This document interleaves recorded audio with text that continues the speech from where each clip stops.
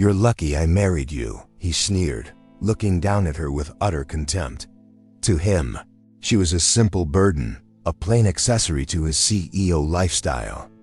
But he had absolutely no idea he was talking to a secret heiress, a woman worth billions. And while he humiliated her, she was silently plotting to take everything he had ever built. This isn't just a love story. It's a story of deception, power, and the most calculated revenge story you will ever see. Have you ever felt underestimated, invisible, or judged by the very person who was supposed to value you? Have you ever felt that burning sting of injustice, wishing that just for one day, the world could finally see your true worth? Victoria Snyder's journey begins in that exact place of pain, a feeling we all know far too well. In this video, we will follow the incredible marriage drama between the arrogant husband, Mitchell Sample, and his seemingly ordinary wife. We're about to dive deep into a world of secret identity and hidden power, where every insult is just another brick in the foundation of her revenge. Get ready for an emotional roller coaster, packed with shocking moments and a plot twist that will leave you absolutely breathless. But her plan for vengeance will not be easy. She'll have to navigate a viper's nest, endure public humiliation, and risk it all in a high-stakes game where a single mistake could bring it all crashing down. The question isn't if she will get her revenge. The question is what will be left of her, and of Mitchell, when the dust finally settles. Will this be a tale of utter destruction or one of unexpected redemption? If you believe that true strength often hides in plain sight, then you've found your community. Comment below with the word revenge if you're ready to watch Victoria Takes Everything. Like this video as a sign of your support, and subscribe so you don't miss a single second of this life-changing journey. Let's get started. "You should really be more grateful, Mitchell Sample began, his voice dripping with the casual cruelty that had become the soundtrack to their marriage. He loosened his tie, the picture of a man burdened by his own success, and gestured around the sterile, minimalist penthouse that felt more like a cage than a home. It was a constant, grating reminder of how lucky she was, a refrain he never tired of. For him, this was generosity. For Victoria Snyder, it was just another Tuesday in their ongoing marriage drama. He saw her as nothing more than a simple girl from a simple background, a charity case he had been saddled with. This narrative, so wildly incorrect, was the bedrock of his arrogance.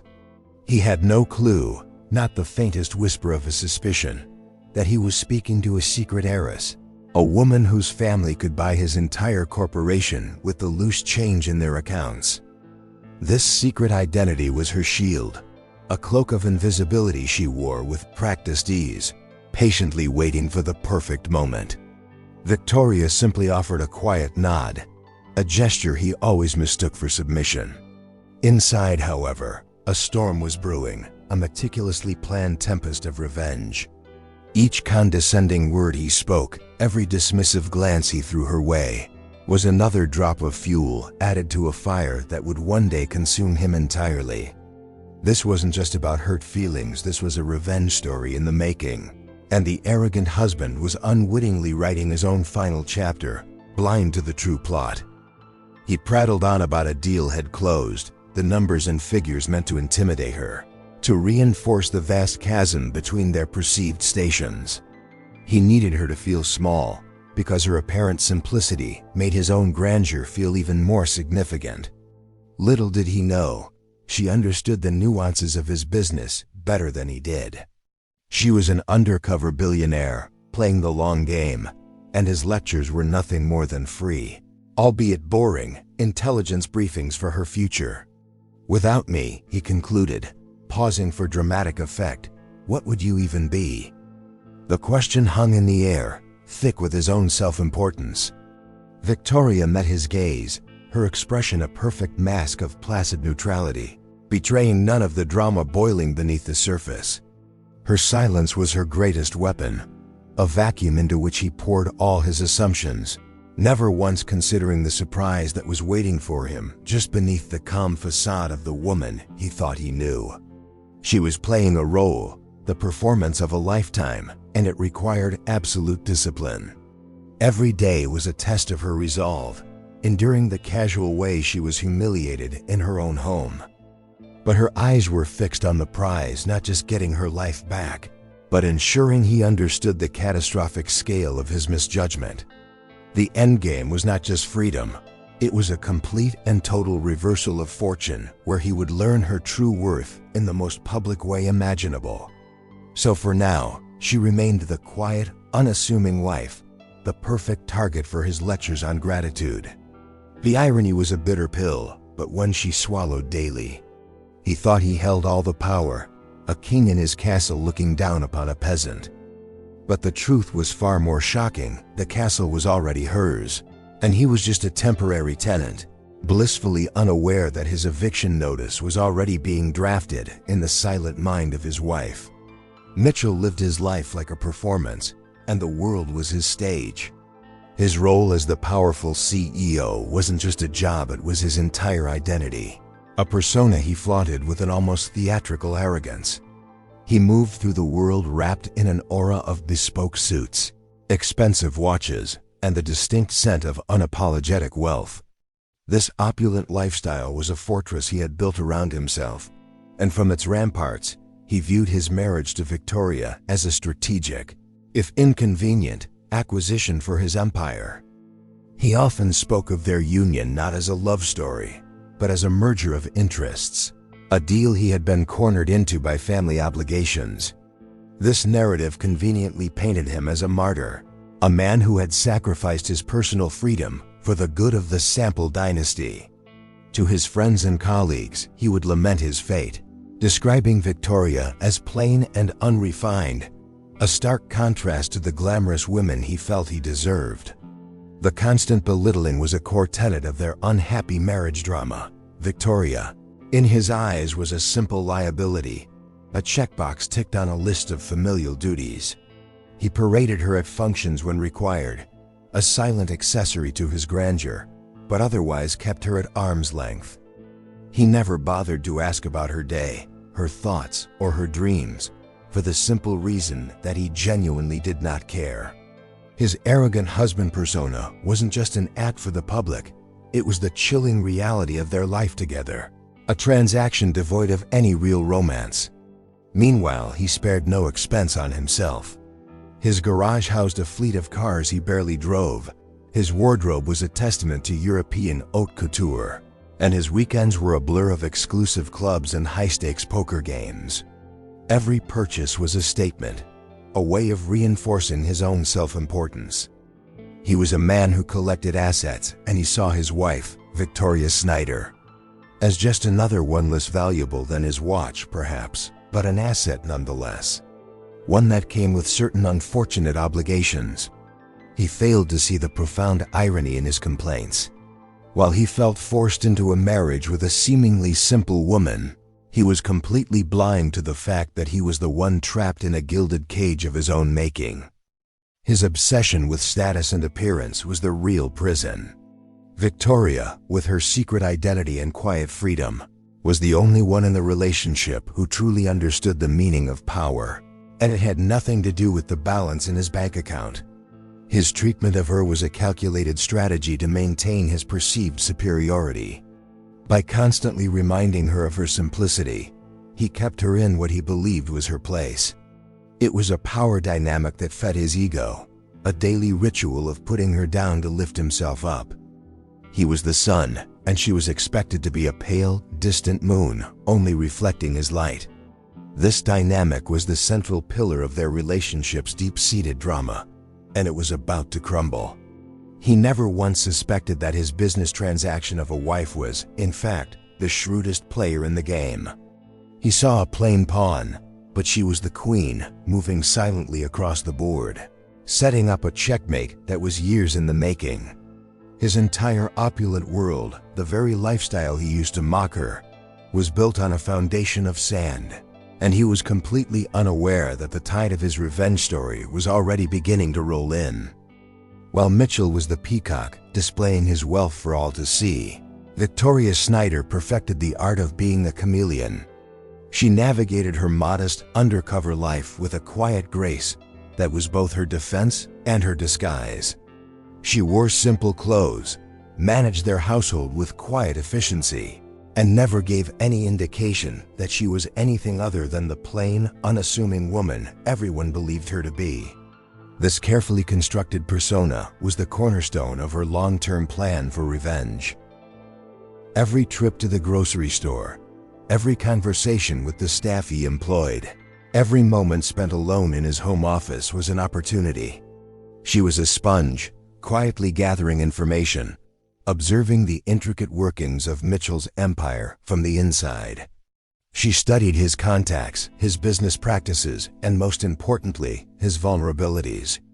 While enduring his daily condescension, this secret heiress was transforming his home into her own private intelligence agency, all under his arrogant nose. He would often toss financial reports onto the coffee table, scoffing that she wouldn't understand any of it anyway. It was a small, cruel act meant to keep her feeling inferior. Little did he know she would stay up late, long after he was asleep, poring over those same documents. Her mind, far sharper and more adept at business than his, would deconstruct his strategies, identify his weaknesses, and file away every piece of data. This was the silent, unseen front of their marriage drama. Her grace was not weakness, it was a weapon. When he was rude, she was polite. When he was dismissive, she was patient. This unwavering composure unnerved him on a subconscious level he couldn't quite grasp. He expected tears, anger, or arguments typical drama he could easily dominate. Instead, her quiet dignity was a mirror, and sometimes in fleeting moments of clarity, it reflected his own ugliness back at him, making him deeply uncomfortable before his ego quickly rebuilt its walls. This life as an undercover billionaire required immense sacrifice. She missed her family, the freedom of her old life, and the simple dignity of being treated with respect. But her mission was too important. It was a promise she had made to herself to not only reclaim her own life, but to deliver a life-changing lesson in humility to the arrogant husband who believed he was the center of the universe. Every condescending remark was a reminder of why she had to see this through to the end. She found solace in the small things, a kind word to the household staff, a quiet walk in the park, the secret satisfaction of knowing the truth. These moments were her anchor, keeping her grounded as she navigated the treacherous waters of her double life. She was living a real-life revenge story, but it was a quiet, lonely one, fought not with loud battles but with silent observation and unwavering patience. Her resilience was a testament to her strength, a quality Mitchell was utterly incapable of recognizing. He saw a simple wife the world would soon see a titan of industry. He saw a woman to be humiliated they would soon see a force of nature. As she gracefully endured his scorn, she was laying the groundwork for his downfall, piece by piece, day by day. His empire, which he guarded so jealously, was being mapped and analyzed by the one person he never even considered a player in the game, let alone his most dangerous opponent. The annual Sample Family Gala was the pinnacle of the social season, a gaudy spectacle of old money and new arrogance. For Victoria, it was the ultimate trial by fire, a night where she would be paraded and judged by Mitchell's snobbish relatives. As expected, they descended upon her like vultures, their polite smiles barely concealing their disdain. Mitchell's aunt, a woman with a face as sharp as her tongue, cornered Victoria by the champagne fountain, her voice loud enough for everyone to hear her public attempt at humiliation. "It must be so overwhelming for you, dear," the aunt began, her eyes scanning Victoria's simple but elegant dress with clear disapproval. "Being thrust into a world like this. Tell me, what did your family do again?" The question was a poisoned dart, designed to highlight her perceived lowly origins. The circle of listeners tightened, eager for the drama, but instead of shrinking, Victoria met the woman's gaze with a calm, unnerving serenity, ready to spring her own little surprise. With a soft, almost conspiratorial smile, Victoria leaned in slightly. "My family? she mused, her voice clear and steady. "Oh, we've always been in the business of acquisitions. We specialize in identifying undervalued assets and, well, taking them over completely." Her words were chosen with surgical precision. On the surface, they were vague to the business-minded samples. They were a subtle, shocking declaration of power that hung in the air, leaving them momentarily speechless and confused. Mitchell, standing nearby, had been watching with a familiar sense of detached pity for his wife, expecting her to be humiliated. But as he overheard her response, a strange and unfamiliar flicker of grudging respect ignited within him. It was clever. Too clever for the simple woman he thought he knew. He saw the baffled expressions on his relatives' faces, and for the first time felt a sliver of pride. It was a disorienting feeling, a tiny crack in the foundation of his carefully constructed prejudice. The aunt, flustered and robbed of her moment, could only stammer a weak reply before retreating. Victoria had not just defended herself, she had turned the tables with a sharp wit that was completely unexpected. She hadn't been rude or defensive, she had been powerful. This small victory was a plot twist in the evening script, a sign that the dynamics of their marriage drama were perhaps more complex than even she had allowed herself to believe. It was a glimpse of the secret heiress letting her mask slip, just for a second. This moment was more than just a clever comeback, it was a calculated test. Victoria was gauging their reactions, seeing how they responded to even a hint of strength. The encounter confirmed what she already knew: they only respected power and wealth. Her quiet dignity was invisible to them, but a whisper of financial dominance immediately silenced their mockery. The lesson was filed away, another piece of data for her overarching revenge story, reinforcing the path she had to take. As the gala continued, Mitchell found himself watching her, really watching her, for the first time in a long time. That single sharp-witted comment had planted a seed of doubt in his mind. Who was this woman he had married? He quickly brushed the thought aside, chalking it up to a fluke, a lucky shot. But the image of his snobbish aunt, utterly defeated and speechless, lingered. He didn't know it yet, but this was the first tiny tremor before the earthquake. Buoyed by the gala but still convinced of his own superiority, Mitchell decided to devise a more direct test for Victoria. He wanted to confirm his long-held suspicion that beneath her quiet demeanor, she was just another opportunist waiting for her moment. The stage for his little morality play was a quiet afternoon in the family estate's library. He orchestrated a scene, claiming that a valuable family heirloom, a diamond-encrusted brooch, had gone missing from a display case, and his implication was crystal clear. "It's just so strange," he said, his eyes fixed on Victoria, feigning concern. "It was here just this morning. You were the only one in the library today, weren't you, my dear?" The accusation, though veiled, was as heavy as a shroud.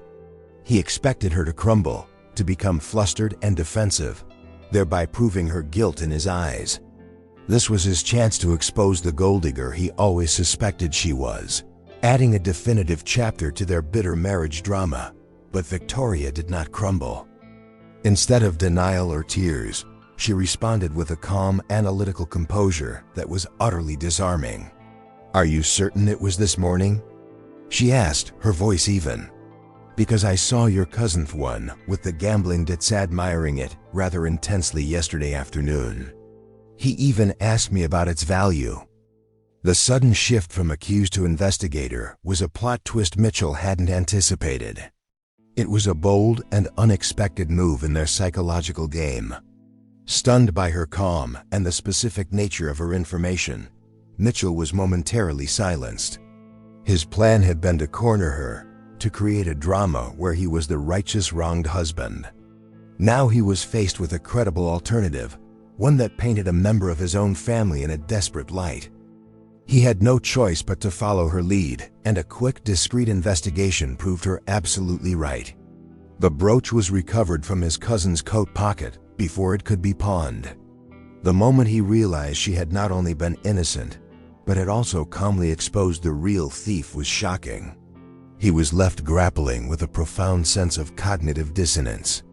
The woman he had pegged as a simple, potentially dishonest character had just demonstrated unshakable integrity and keen observation.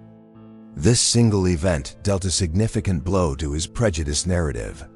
He had tested her character, and she had passed with flying colors, leaving him looking like a fool.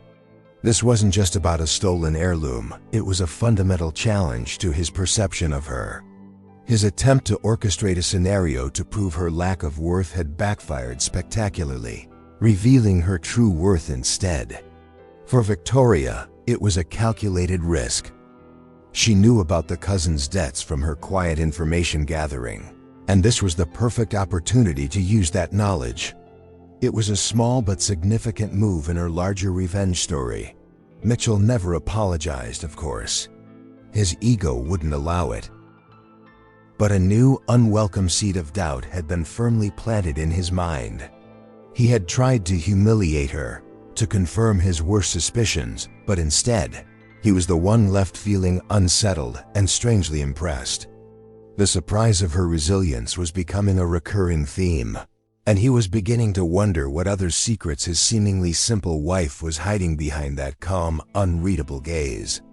A crisis erupted at Sample Industries without warning. A competitor launched a hostile takeover bid, backed by a brilliant and aggressive strategy that left Mitchell's board of directors reeling. Panic began to set in as their stock prices plummeted. Mitchell, the ever-confident CEO, was suddenly out of his depth, his usual playbook of bluster and brute force rendered useless. His empire was on the verge of collapse, and for the first time in his life, he felt the icy grip of genuine fear. Desperate and working late into the night, he was drowning in paperwork when a single, unmarked envelope appeared on his home office desk. Inside was a multi-page document outlining a counter-strategy of breathtaking genius. It was innovative, ruthless, and detailed a plan so audacious it could not only save his company, but cripple his rival in the process. Believing it was from a well-wishing, anonymous board member, he seized upon it as a lifeline, a miracle sent from heaven. He presented the strategy to his board the next morning as his own. They were stunned by its brilliance, hailing him as a visionary, a leader who thrived under pressure. Within days, the plan was set in motion, and it worked flawlessly. The hostile bid was thwarted, the competitor was financially wounded, and Sample Industries emerged stronger than ever. Mitchell's reputation as a titan of industry was not just saved, it was magnified. He was the hero of the hour, the architect of a legendary corporate victory. What he never knew, what he couldn't possibly have conceived, was the true source of that strategy. It had been anonymously fed to him by Victoria. She had analyzed the takeover bid using her own vast, hidden knowledge of global finance and devised the perfect defense. She was, in secret, the superior business mind, the real visionary. This act was a pivotal move in her silent revenge story, a way of proving her true worth on her own terms, even if he couldn't see it. This was a new, more sophisticated phase of her plan. It wasn't just about taking him down, it was about demonstrating that he was nothing without her. She was the ghost in his machine, the architect of his greatest success. The irony was delicious and deeply satisfying. The arrogant husband who had called her simple and naive was now taking credit for a strategy that came from her mind. This was a plot twist of epic proportions, happening right under his nose. She watched him soak in the praise, his ego inflating to new, unprecedented heights. It was a galling sight, but a necessary part of the drama. She needed him to believe in his own invincibility, to climb as high as possible before she revealed the truth. Every cheer for him was, in reality, a cheer for the secret heiress who was secretly running the show. She was holding the strings, and he was dancing to a tune he didn't even know she was playing. The event marked a life-changing shift in her strategy. She now knew she could not only dismantle his empire, but could also control it from the shadows. His dependence on her, though completely unknown to him, was now a proven fact. He thought he had saved his company through his own brilliance, but in reality, his redemption was authored by the very woman he continued to underestimate, setting the stage for an even more shocking revelation to come. Mitchell's newfound corporate glory made him even more insufferable, but a small, unexpected event began to crack the veneer of his perception. In a fit of rage over a minor clerical error, he had unceremoniously fired a long-time, loyal employee, a quiet man named George. Had made a public spectacle of it, humiliating the man in front of his colleagues. To Mitchell, it was a simple assertion of power. To Victoria, it was an act of casual cruelty that she could not ignore. Unseen by Mitchell, Victoria sought out the fired employee. She found him packing his desk, a man utterly defeated and terrified for his family's future. With profound kindness and discretion, she spoke with him, listened to his story, and then did something completely unexpected. She recognized that his clerical error was actually a brilliant but poorly communicated idea for streamlining the company's logistics. It wasn't a mistake, it was an innovation he had struggled to articulate. Using her own private funds, Victoria anonymously helped George set up his own small logistics company, founded on the very principle Mitchell had fired him for. She provided the capital and the guidance, acting as a silent partner. She knew the idea was brilliant and that Mitchell's arrogance had blinded him to its potential. It was an act of compassion, but also a strategic move in her long-term revenge story, turning his cruelty into her asset. Months later, Sample Industries was facing a massive logistics bottleneck that was costing them millions. None of Mitchell's in-house teams could solve it. In desperation, they outsourced the problem to a new, highly efficient firm that was earning rave reviews, G-Logistics. The company solved their crisis in record time, saving Mitchell's company a fortune. The firm, of course, was the one Victoria had secretly funded, run by the very man Mitchell had thrown out. Mitchell, ever the pragmatist, was thrilled with the result, praising the brilliant new venture without a clue as to its origin. He had, in effect, paid a premium for a solution he once had in-house for free. One evening, however, a junior executive mentioned in passing that the brilliant founder of G-Logistics, George, was the same man Mitchell had fired. The executive meant it as an amusing irony, a bit of corporate drama, but for Mitchell, the news landed like a physical blow. He was stunned into silence. He replayed the events in his mind: his firing of George, Victoria's quiet disapproval, and the sudden emergence of this wildly successful company. It didn't make sense.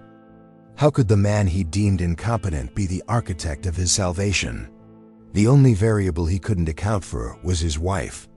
A confusing, unsettling suspicion began to form, a plot twist in his understanding of her character that he couldn't quite articulate.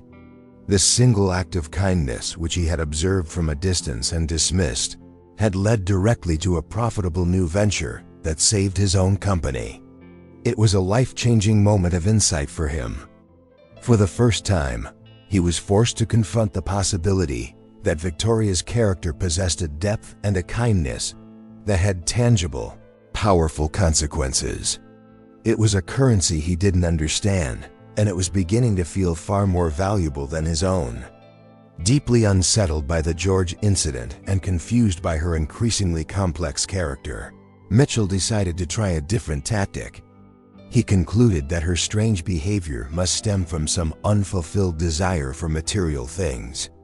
After all, in his world, everything and everyone had a price. One evening, with an air of magnanimous generosity, he presented her with a blank check, signed with his arrogant flourish. It was the ultimate test from his materialistic playbook. "Buy whatever you want," he said, his tone suggesting this was a cure for any ailment she might have. A car, jewelry, a whole new wardrobe. Don't even look at the price tags. Just make yourself happy. He truly believed this grand gesture would finally solve the puzzle of his wife. He expected her to be thrilled, perhaps even tearfully grateful. This, he thought, would finally put an end to the silent, simmering drama and reset their relationship to one of simple, transactional clarity. Victoria looked at the check in his hand. This piece of paper, he believed, held infinite power. Then she looked at him, her eyes clear and unwavering. In that moment, the secret heiress saw not a powerful man, but a pitiful one, trapped by his own shallow worldview. She gently pushed the check back towards him, her touch a stark contrast to the coldness of his offer. The surprise on his face was immediate and profound. This reaction was not in his script. "Thank you, Mitchell, but this isn't what I want," she said, her voice soft but firm, carrying a weight that stunned him. "The only thing I value, the only currency that truly matters to me, is respect. And that is something you can't buy, no matter how many zeros you add to the end of that check." Her words were not an attack, but a simple statement of fact, a declaration of her true worth that shattered his entire framework for understanding her. He was speechless. Absolutely, utterly speechless.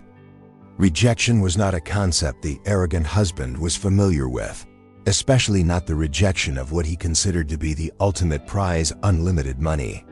It was a life-changing moment, forcing him to confront a system of value so alien to his own that he couldn't process it.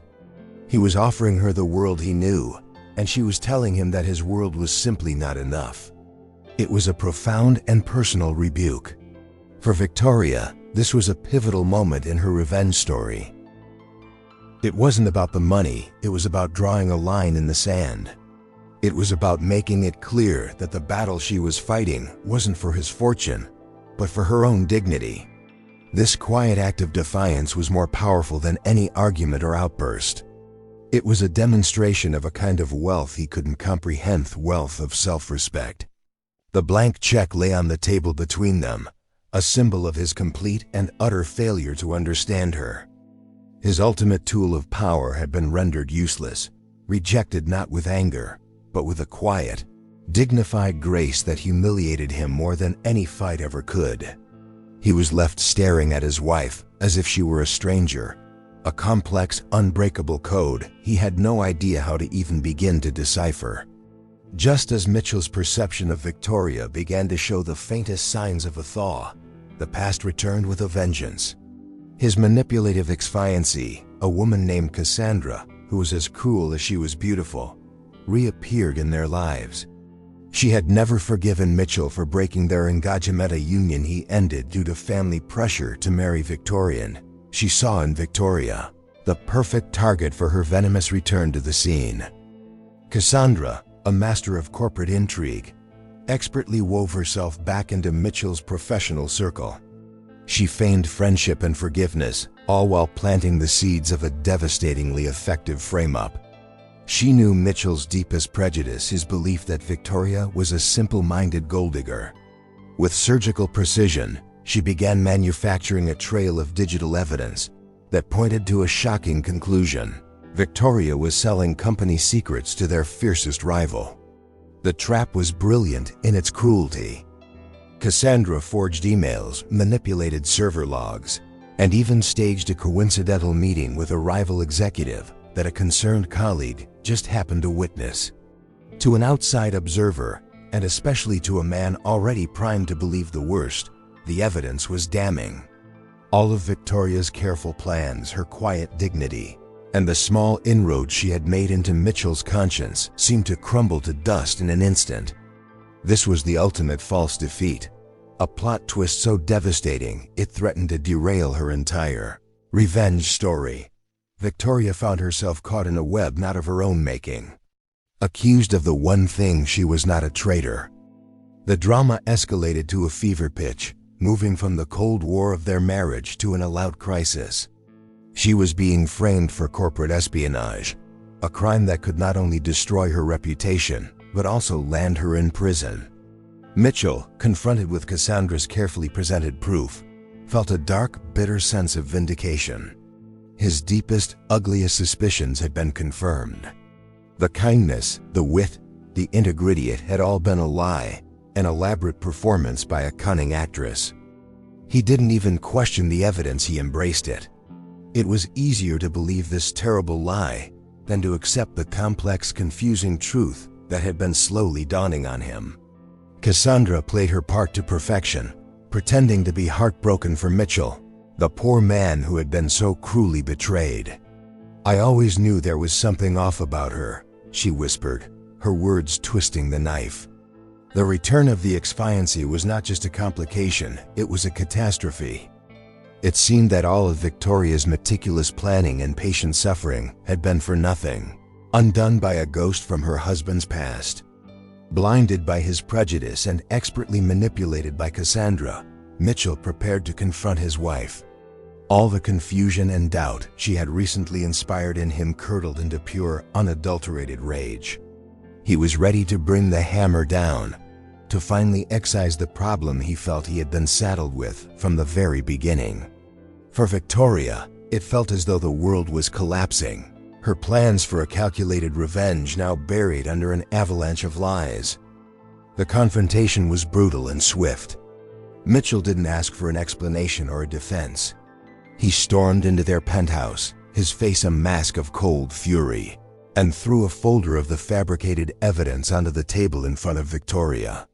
His voice was laced with a chilling venom, a mix of rage and triumphant self-righteousness.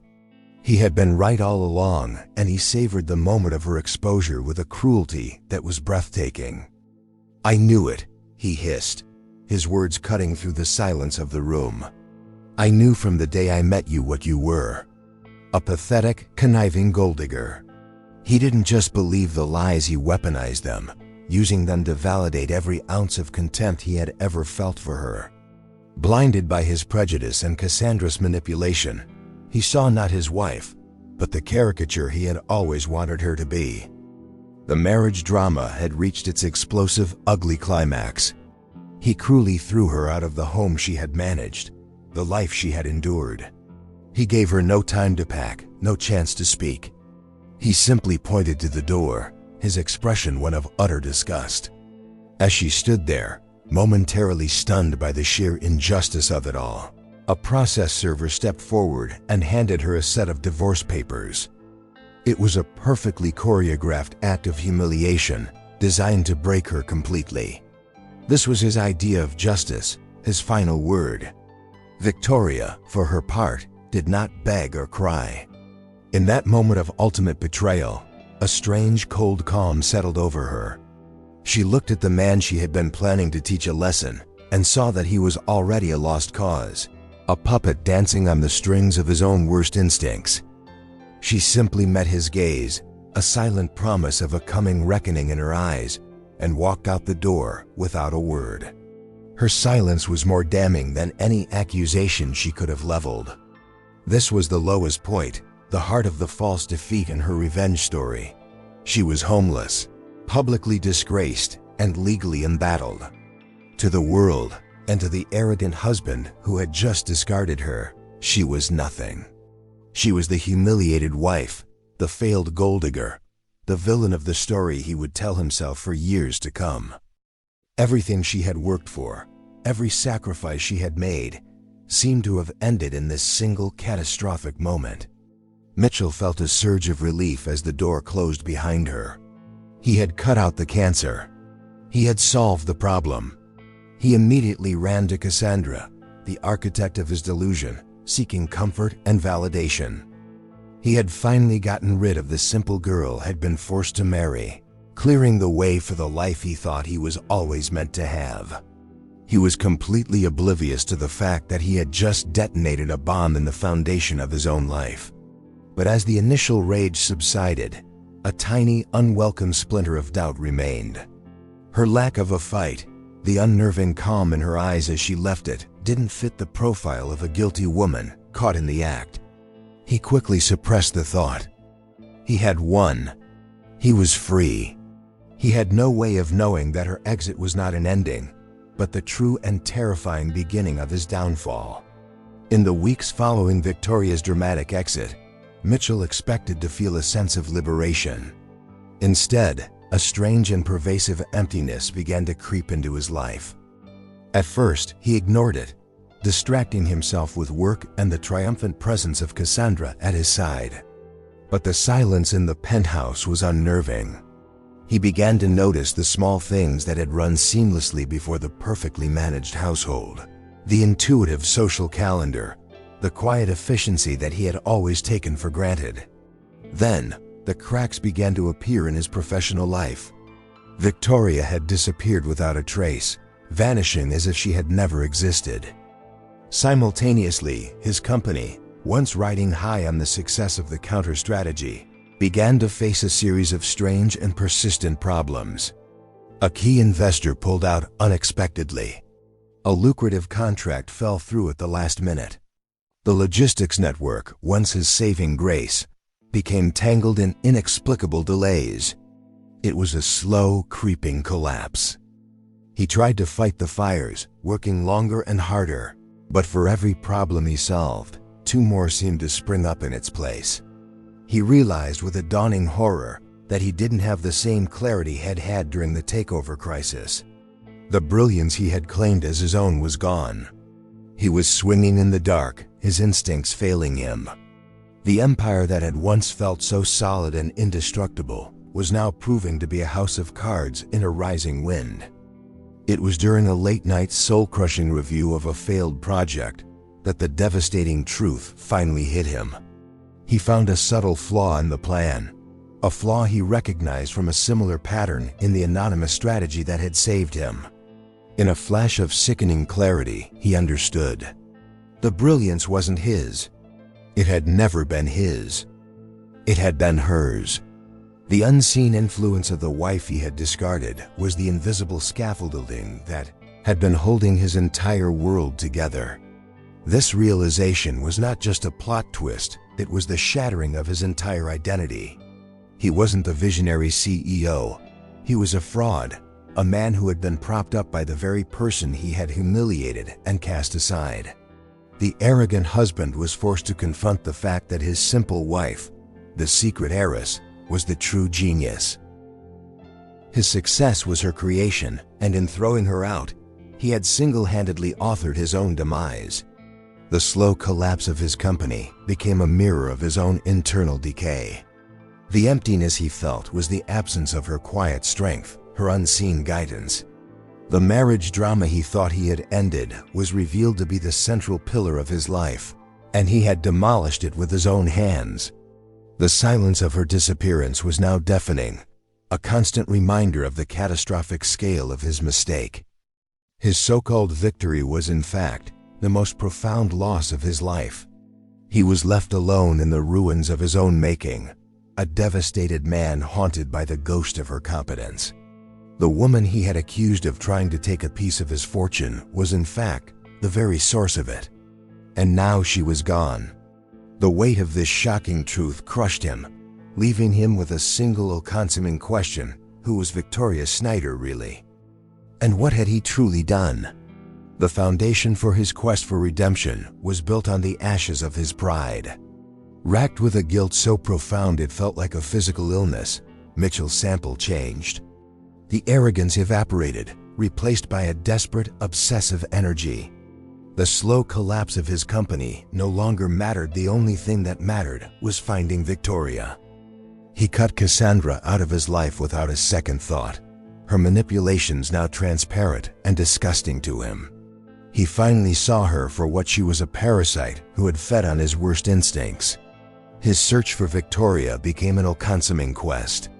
He hired the best private investigators money could buy, but she had vanished as if into thin air. There was no paper trail, no digital footprint. It was as if the woman he knew as Victoria Sneered had been a phantom. This only deepened the mystery and fueled his desperation. This wasn't just about an apology, it was a frantic need to understand the woman he had so spectacularly failed. Driven by his guilt, he began to investigate the corporate espionage frame-up himself. He tore apart the evidence Cassandra had provided, this time looking at it with clear, sober eyes. With his own considerable resources, he quickly unraveled her plot. He found the digital breadcrumbs she had tried to hide, the proof of the forged emails, the payment to the witness. The sheer malice and calculation of her revenge plot left him sick to his stomach. The confirmation of Victoria's innocence was not a relief, it was a torment. It solidified the depth of his mistake, transforming his blunder into a crime of colossal prejudice and stupidity. He had not just been wrong, he had been a willing fool, a cruel and blind idiot who had allowed himself to be manipulated because it fit the ugly narrative he wanted to believe. The weight of his failure was a crushing burden, the true beginning of a painful journey towards potential redemption. He replayed every condescending word he had ever said to her, every act of humiliation. Each memory was a fresh stab of guilt. The blank check, the accusation of theft, the constant reminders of how lucky she was, it all painted a portrait of a man he no longer recognized, a monster of ego. This quest to find her was no longer just about making amends, it was about finding a way to forgive himself, which seemed an impossible task. His investigators finally found a single tenuous lead. It wasn't a location or an address, but a powerful, enigmatic holding company that had been quietly acquiring shares in his rival's corporation. The name of the company was Sneered Capital. The connection hit him like a lightning bolt. Sneered, it couldn't be a coincidence. This was her. The secret heiress was not in hiding, she was on the attack. A new kind of fear, mingled with a strange sense of awe, gripped him. He had been searching for a victim, a woman he needed to save and apologize to. But the trail was leading him not to a woman in distress, but to a position of immense power. The hunt was no longer about him finding her to beg for forgiveness. It was about him walking into the lion's den, completely unarmed. The final shocking reveal was imminent. Mitchell's desperate search finally led him to an address, not of a home, but of a gleaming skyscraper in the heart of the financial district. It was the headquarters of a rival corporation, the very one he had battled during the takeover attempt. Armed with the knowledge of Sneered Capital, he used his name and influence to gain access to a high-level shareholder meeting, driven by a gut-wrenching certainty that he would find his answer there. He slipped into the back of the grand boardroom, a ghost from another life. The room was buzzing with energy, filled with the most powerful figures in the industry. They were all there to witness the introduction of a new majority shareholder, a mysterious and aggressive player who had taken control of the company with breathtaking speed and precision. Mitchell stood in the shadows, his heart pounding in his chest, bracing himself for a surprise he knew was coming, but was not prepared for. The CEO of the corporation took the podium. "Ladies and gentlemen," he announced, his voice booming with excitement, "it is my distinct honor to introduce the brilliant mind who has revitalized our future, the new owner and chairwoman of this board." Mitchell held his breath, his world shrinking to that single moment, a nexus point where his past and future were about to collide in a life-changing revelation. "Please welcome Ms. Victoria Sneered." The name echoed in the vast room. And then she appeared. The woman who walked onto the stage was not the simple, plain wife he remembered. This was a different person entirely, dressed in a power suit that radiated authority. Her hair styled with sophisticated elegance, she commanded the room with a calm, unshakable confidence. This was the real Victoria, the secret heiress, the rich wife in her true element. It was a shocking transformation. Mitchell watched in disbelief, his mind struggling to reconcile the two images, the quiet woman who had endured his scorn, and this powerful titan of industry who now held the fate of his rivals in her hands. It was like watching a magic trick, the most incredible plot twist imaginable.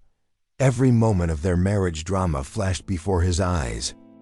But now recontextualized, her silence hadn't been submission, it had been strategy. Her simplicity hadn't been a weakness, it had been a disguise.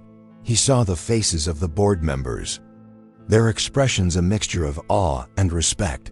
They were looking at her the way people used to look at him in that moment. He felt his entire world invert.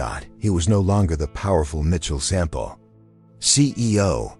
He was just a man in the back of a room, a spectator to the coronation of the woman he had thrown away. The sheer scale of her secret identity was beyond anything he could have imagined. As she began to speak, her voice calm and authoritative, outlining her vision for the company, Mitchell could only stand there. Paralyzed.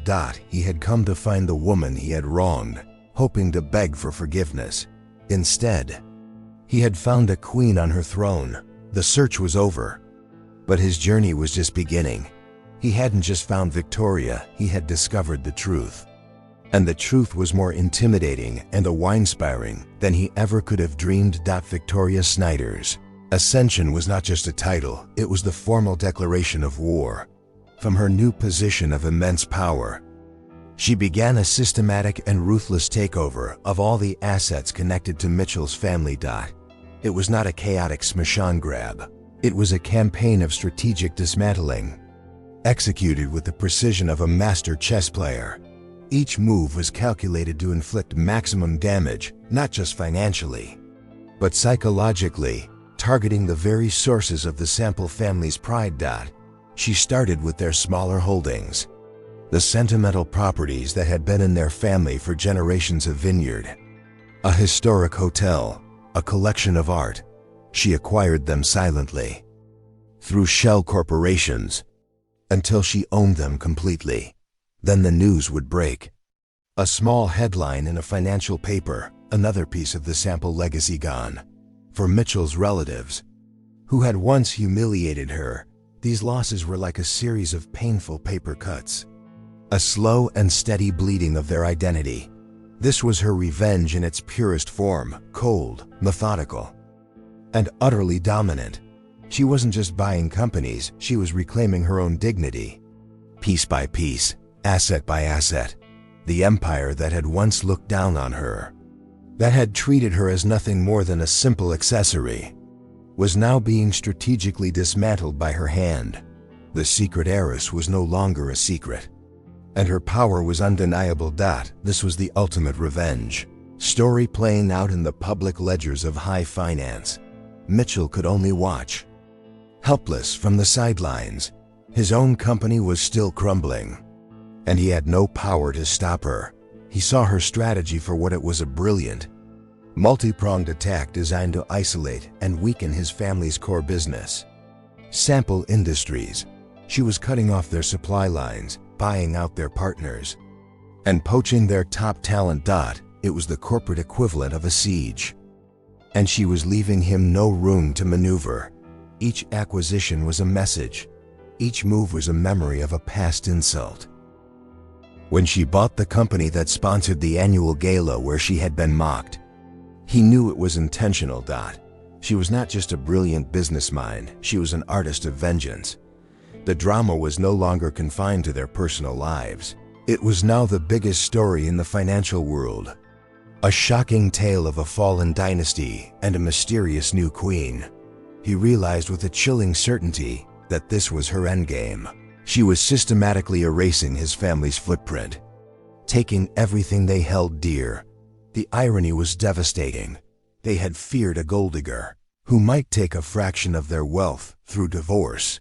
Instead, they had created an enemy who was now poised to take everything they had by sheer force of superior intellect and strategy. She was showing them her true worth, and it was costing them their entire world. The final piece of her strategy was becoming clear. All of her acquisitions, all the companies she had taken over, were connected in some way to Sample Industries. She was collecting the pieces she needed, assembling an army to lay siege to the final fortress, his own company. Mitchell knew what was coming. The systematic takeover was just the prelude to the final, stunning climax where she would confront him not as an ex-wife, but as his new master. The day of the Sample Industries annual shareholder meeting arrived. The atmosphere was thick with tension and dread. The company was on its knees, and the shareholders were restless, demanding answers. Mitchell Sample stood at the podium, a humbled and broken man, a shadow of the arrogant CEO he once was. He was there to announce the dire state of the company and to propose a desperate, last-ditch restructuring plan. He knew it was futile, but it was the only move he had left to play. As he was about to speak, The doors to the auditorium swung open dramatically. A hush fell over the crowd as Victoria Sneered walked in. Flanked by a team of lawyers, she moved with an aura of absolute power, her presence silencing the entire room. She wasn't a guest, she was an event. This was the climax of her revenge story. The moment she had been planning for years. The final act of the marriage. Drama was about to play out on the biggest stage imaginable. She took a seat in the front row. Her eyes locked on Mitchell. He faltered, his prepared speech turning to ash in his mouth. At that moment, her lead attorney stood up and addressed the board chairman. "We request a pause in the current proceedings," the attorney announced, his voice echoing in the silent hall. "There has been a significant change in the ownership structure of this company. We are here to represent the new majority shareholder." The room erupted in shocked murmurs. Then came the stunning, world-altering climax. Victoria herself rose and walked to the podium, gently moving a stunned Mitchell aside. She looked out at the sea of confused and anxious faces. "There will be no restructuring," she announced, her voice calm, clear, and dripping with authority. "Because as of this morning, my holding companies have acquired 51 of Sample Industries. I am the majority shareholder." This was the ultimate plot twist. A reveal so shocking it felt like a dream. She let the weight of her statement sink in before delivering the final, devastating blow, which means, she continued, her gaze finally settling on the broken man standing beside her, "that I am now in control of this board, of this company, of everything you have." The words takes. Everything were no longer a future plan, they were a present reality. The secret. Heiress had completed her mission. The humiliated wife now owned the entire kingdom. The room was in chaos. But Mitchell could only hear a deafening silence. He looked at Victoria, truly seeing her for the first time, a brilliant, powerful, and utterly unstoppable force of nature. He had not just lost his company, he had lost to her. He had been so consumed with her perceived social status that he had failed to recognize her as the most formidable business mind he had ever encountered. It was the ultimate, most profound humiliation. She stood at the podium, the undisputed victor, the master of a game he never even knew he was playing. The look in her eyes wasn't one of gloating or triumph. It was a look of calm, quiet finality. The revenge was complete. She had taken it all. Just as she had planned. The arrogant king had been checkmated in front of his entire court by the queen he had cast aside. A stunning conclusion to their long and emotional saga. In the aftermath of this stunning takeover, as the world buzzed with the news of the corporate coup, Mitchell requested to speak. The shareholders, now beholden to their new leader, watched as he walked back to the podium. He looked not at the crowd, but directly at Victoria. His eyes stripped of all their former arrogance. He was humbled, broken, and for the first time, completely honest. This was not a business speech, it was a public confession. "I have lost my company today," he began, his voice raw and unsteady. "I have lost my family's legacy. But my greatest loss happened months ago." He paused, his gaze fixed on her. "I stand here today to publicly apologize to Miss Sneered, not for the fortune I've lost, but for the fact that I was married to a treasure and was too blind and too arrogant to see her true worth." The apology was not for what she took, but for what he had failed to see. A wave of murmurs went through the crowd. This was not the drama they expected. It was something deeper, more human. He spoke of his prejudice, his cruelty, and his catastrophic failure as a husband and as a man. He acknowledged that her victory was not a hostile act, but a just consequence of his own actions. It was a complete and total surrender, an admission that her value was never tied to money, but to a character he had been too small to appreciate. It was his moment of true redemption. Victoria listened, her expression unreadable. She had anticipated a fight, a legal battle, more anger, She had not anticipated this. She saw in his eyes not the regret of a man who had been defeated, but the genuine remorse of a man who finally understood. His public apology, stripped of ego and focused entirely on her intrinsic value, was the one thing her meticulous revenge plan had not accounted for. It was a genuinely emotional and life-changing moment. Seeing his genuine change, the death of the arrogant husband and the birth of a humbled man. She felt the final embers of her anger cool into something else. The victory suddenly felt hollow in the face of his sincere repentance. The revenge story had reached its end, but now a new, unwritten chapter presented itself. The story was no longer just about revenge, it was about what comes after. She held up a hand to silence the crowd and addressed him directly, her voice softer than anyone had heard it before. "You are right, you lost everything," she said, her words echoing in the vast hall. "And you have a choice." The entire room leaned in, captivated. This was the final, unexpected plot twist in their epic love story. A tale that had traversed the realms of romance, hate, and now, perhaps, grace. "You can walk away from here with nothing," she declared, "and start a new life, free from all of this. Or you can stay." She paused, letting the weight of her offer settle. "You can stay and work with me, not as a CEO, not as a husband, but as a true partner. We can build something new together, from the ground up, on a foundation of respect." The choice was his: walk away into oblivion, or stay and earn his redemption at her side.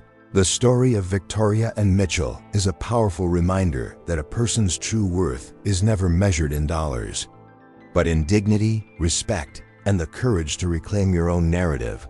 It proves that sometimes the most profound strength isn't found in what you own, but in the unbreakable power of who you truly are.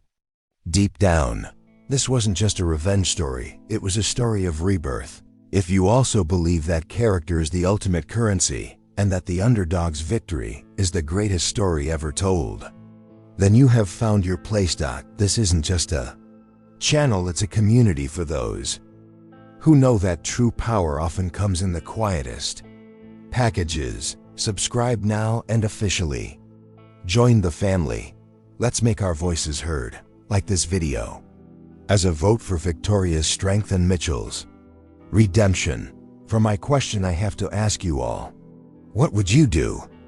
Comment below with stay or go and tell me what choice Mitchell should make. And finally, share this video with one person who needs to be reminded of their own hidden power. Let's spread this message. And while you're waiting for our next upload, please know that our channel is a treasure chest filled with emotional journeys, just like this one. Explore our older videos and discover other unforgettable stories of betrayal, revenge, and shocking plot twists that will keep you on the edge of your seat. And to ensure you don't miss out on any of the incredible new stories we are preparing to tell, make sure you activate that notification bell. The next emotional roller coaster is just around the corner, and you won't want to miss the ride.